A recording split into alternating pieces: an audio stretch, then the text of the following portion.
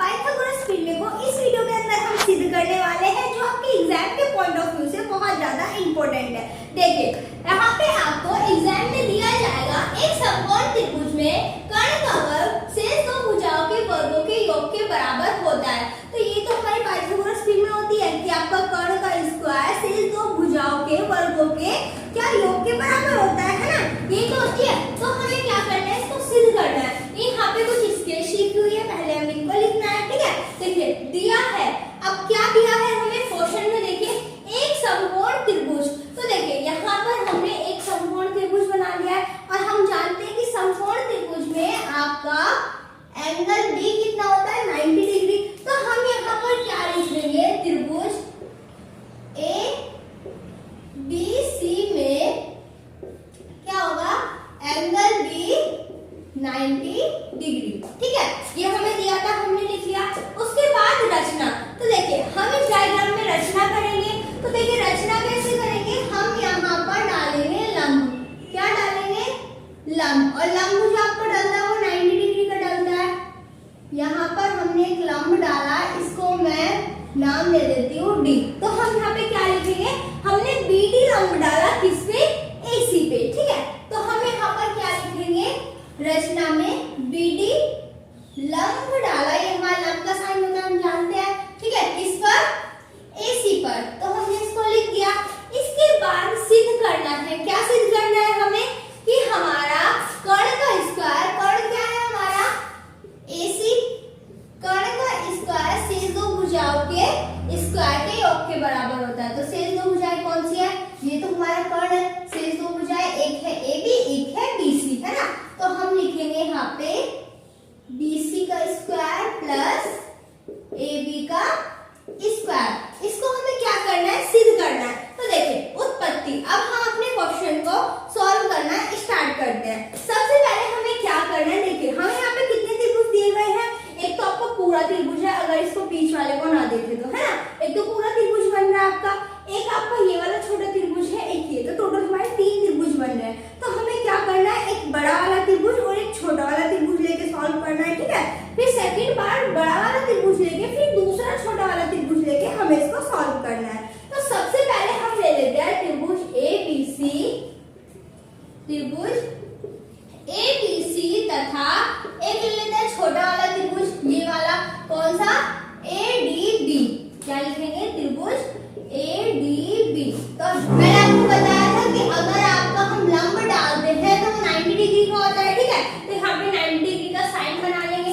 उसके बाद यहाँ पर आप देखिए, इसको समझने के लिए हम क्या कर लेते हैं, दोनों के दोनों त्रिभुज हम अलग से ड्रॉ कर लेते हैं ताकि हमें समझने में आसानी हो जाए।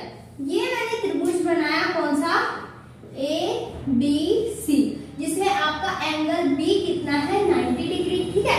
दूसरा मैंने ये वाला एंगल बनाया है ADB, इसमें एंगल D 90 डिग्री है ना। और आपका इसके जस्ट ऊपर वाला क्या है हमारा B, और ये नीचे वाला A, है ना, मैंने बना दिया। अब हमें क्या दिखाई दे रहा है, यहाँ पे देखिए एंगल B भी हमारा 90 डिग्री है और एंगल D भी 90 डिग्री है। तो हम यहाँ पर क्या लिख सकते हैं, एंगल B बराबर एंगल D कितना होगा आपका, 90 डिग्री, ठीक है।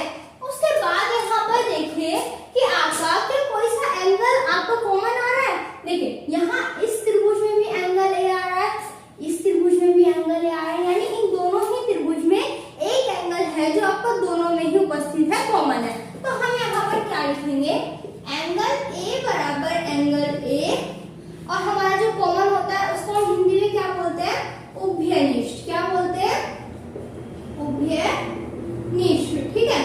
अब देखिए उभयनिष्ठ कौन है, तो हम साइड में इसको लिख देंगे, जरूर से लिख देना है आपको। अब हमें क्या करना है, आपके दो एंगल इक्वल आ रहे हैं जिसमें एक आपका उभयनिष्ठ है। तो हम कह सकते हैं कि आपका ये वाला एंगल इस एंगल के सर्वांग सम होगा। क्या होगा, सर्वांग सम होगा। तो हम लिखेंगे त्रिभुज ABC क्या होगा आपका, सर्वांग सम होगा किसके, त्रिभुज ADB के। अगर आपके ऐसे एंगल इक्वल आ जाए तो हम दो त्रिभुज को क्या लिख सकते हैं, सर्वांग सम लिख सकते हैं। अब आपको ये हमें पता कैसे चला, दो एंगल इक्वल थे, तो हम लिखेंगे यहाँ एंगल से हमें ये पता चला। देखिए अगर आपके दो त्रिभुज सर्वांग सम आ जाते हैं तो हमें क्या पता चलेगा इससे,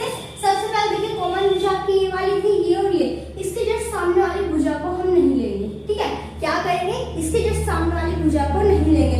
अब इसके बाद जो भुजा बचती है वो आपके एक दूसरे के बराबर होगी। कैसे? आपकी ए बी भुजा बराबर होगी ए डी के और आपकी ए सी भुजा बराबर होगी किसके? ए बी के। ठीक है, तो हम यहाँ पे लिखेंगे ए बी बटे में किसके? ए डी के। ठीक है, बराबर आपका क्या हो जाएगा? ए सी भुजा बटे में किसके? ए बी के। अब हमें क्या करना है? सिंपली इनकी क्रॉस मल्टीप्लाई करेंगे, हमें करनी आती है। देखिए क्रॉस मल्टीप्लाई करेंगे तो ए बी और ए बी दो बार आएगा, तो हमारा क्या हो जाएगा? ए बी का स्क्वायर। ठीक है, और ये क्या आ जाएगा? ए सी इंटू ए डी। ये हमारी हो गई equation number first. I hope आपको इतना समझ आया होगा। अभी देखिए क्या करते हैं, इसका तो हमारा काम खत्म हुआ इन दोनों एंगल का। अब यहाँ पे हम फिर से दो ट्रायंगल बनाते हैं। देखिए आपके क्या आ जाएंगे? पहला तो आपका यहाँ पर पहला तो हमें लेना है ए बी और सी, है ना। यहाँ पे बी एंगल आपका 90 डिग्री का है, तो पूरा लेना ही लेना है। उसके साथ इस बार हमें लेना है ये वाला एंगल। तो यहाँ पे एंगल डी तो आपका 90 है। ठीक है, इससे अलग आपका कौन सा एंगल बच जाता है? एंगल सी और बी। तो हम लिखेंगे सी और बी। तो ये हमने दो त्रिभुज बना लिया है। अभी क्या करेंगे? सेम प्रोसेस जो हमने यहाँ पे किया सेम वहां पे रिपीट करेंगे। देखिए यहाँ पे हम एंगल लेंगे त्रिभुज, यहाँ पे हम त्रिभुज लेंगे ए बी सी तथा क्या? त्रिभुज B D C, B D और सी से। अब सेम हमें क्या करना है? यहाँ पे देखिए कौन कौन से एंगल 90 डिग्री के आ रहे हैं? एंगल बी और एंगल डी। तो हम लिखेंगे एंगल बी बराबर angle D is equal to 90 degree. ठीक है, उसके बाद देखिए यहाँ पर आपका उभयनिष्ठ एंगल कौन सा है? यहाँ पर एंगल सी इसमें भी है और एंगल सी इसमें भी है। तो हम क्या कह सकते हैं?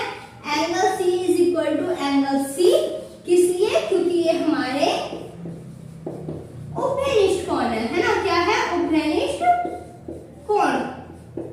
अब इसके बाद मैंने कहा था अगर आपके दो एंगल इक्वल आ रहा है तो हम इन दोनों त्रिभुज को क्या कर सकते हैं? सर्वांगसम।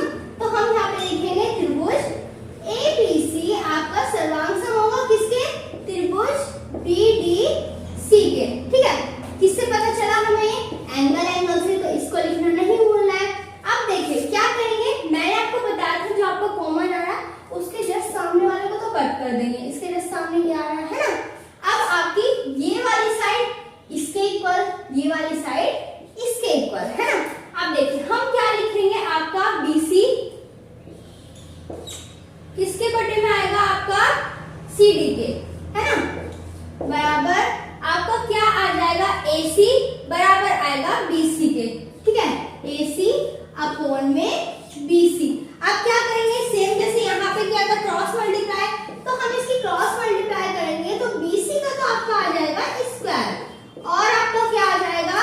AC into CD। ठीक है, ये हमने लिया इक्वेशन नंबर सेकंड। अभी क्या करते हैं? इतना आपको समझ आ गया होगा। इक्वेशन फर्स्ट और इक्वेशन सेकंड को हम लेंगे। तो यहाँ पर समीकरण 1 व समीकरण 2 से, समीकरण 2 से। ठीक है, अब देखिए हमें क्या कर लेना है? सबसे पहले हम इधर वाली साइड इस इक्वेशन की और इधर वाली साइड को ऐड करते हैं। क्या आ जाएगा आपका? AC इंटू में क्या आएगा? AD प्लस इधर आपकी कौन सी साइड है? AC into CD। ठीक है, अब हम क्या करेंगे? इनकी इधर इधर वाली साइड को ऐड करेंगे। क्या है आपका? AB का स्क्वायर प्लस करना है किसके? BC के स्क्वायर के। अब देखिए यहाँ पर हमारा AC और AC दोनों साइड आ रहा है तो हम इसको बाहर कॉमन ले सकते हैं। हम लेंगे यहाँ पे AC को कॉमन। अगर AC कॉमन लिया तो यहाँ पे क्या बचा आपका? AD। यहाँ पर भी हमने AC बाहर लिया तो यहाँ पे क्या बचा? CD। ठीक है, बराबर आपका क्या चल रहा है? AB का स्क्वायर प्लस BC का स्क्वायर। ठीक है, अब देखिए यहाँ पर आपका AD और CD। देखिए क्या हो जाएगा? AD और आपका CD ये